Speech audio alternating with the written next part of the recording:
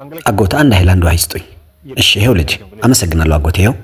እንዴ ልጄ ሃይላንዱ እኮ 10 ብር ነው ዋጋው። እኔ ጋር ደግሞ ዝርዝር የለኝም። እንዴ አጎት እኔ እኮ ውሃውን ነው የፈለኩ። ምንም ችግር የለው በቃ የያዙት። እንዴ ኧረ ስማኝ ልጄ።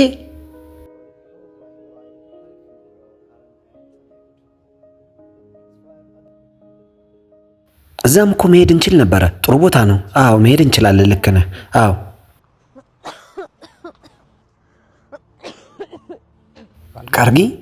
ካርጊ ምን ነው? ደህና ነሽ አይደል? ውሃ ከየት አባቴ ላምጣ? ይሄው ልጄ እንኪ እስቲ ጠጭበት ይሄን ውሃ።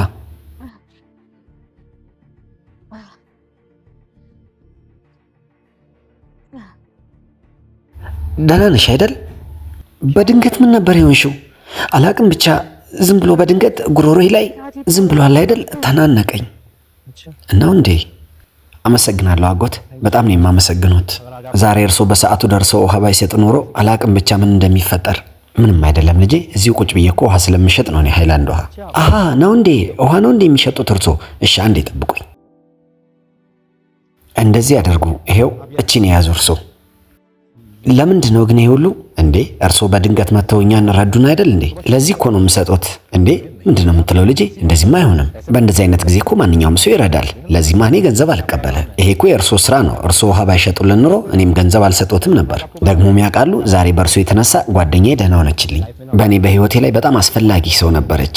ስለዚህ ደስ እያለኝ ነው እየሰጠሁት ያለሁት። እባክዎትን ይቀበሉኝ። አይ ግን እኮ ልጄ፣ አጎት እባክዎትን የልጆች ፍቅር አድርገው ይቀበሉኝ እባክዎትን። በጣም ነው የማመሰግነው። እሺ አጎት፣ ነይ እንሂድ። ምን ነበር ግን የሆንሽው?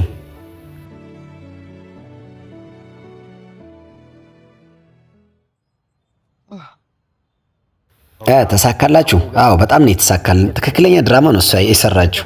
እውነትም የተናነቃት ነበር የመሰለኝ። እንደዛ ባላደርግ ነው እኮ ይጠረጥሩን ነበር እሳቸው። በቃ ዛሬ ልባችን ሰላም ያገኛል። ጥሩ ስራን የሰራ ነው። አዎ እውነት ብለሃል። እንሂድ አይደል? አዎ እንሂድ። እንዴ ይሄ ውሃ ከዚህ ለምን አንወስድም?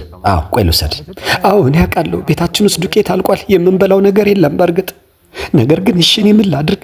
ምንም እኮ ሊገባኝ አልቻለም። ወቅቱ የቅዝቃዜ ወቅት ስለሆነ ማንም ሰው አይጠማው፣ ውሃውንም ሊገዛኝ አልቻለም። ምን ላድርግ? እሺ እኔ ነገር ግን አንቺ አታስቢ። እኔ በፈጣሪ በጣም እተማመናለሁ። ፈጣሪያችን በእርግጠኝነት የሆነ ነገርማ ያደርግልናል። የሆነ መንገድ በትክክል ይከፍትልናል።